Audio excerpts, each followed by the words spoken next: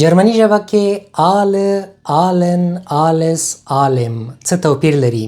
آله په معنا د ټول یا هر څوک د خلکو لپاره کارول کیږي. پلوغل یا جمع فعل ورسره راځي لکه آله زند هیر، ټول همدلته دي.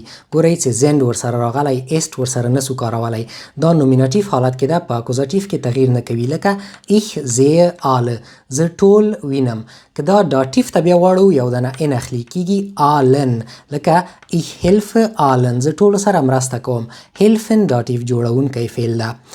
آلس بیا ټول شیان یا هر څه معنا ورکوي. دا د شیانو لپاره کارول کیږي، خو زنګوله یا مفرد فعل سره باید وکارو. لکه آلس ایست ګوت، هر څه سم دي. نومیناتیف کې هم داسې ده، اکوزاتیف کې هم تغییر نه کوي. لکه ایخ فرشته آلس، زه هر څه باندې پوهیږم. همدغه آلس کې بیا داتیف حالت کې وکارو، بیا یو ام اخلي کیږي آلم. لکه einen Döner mit allem bitte، یو ډونر له ټولو شیانو سره لطفاً. میټ داتیف جوړونکی ده.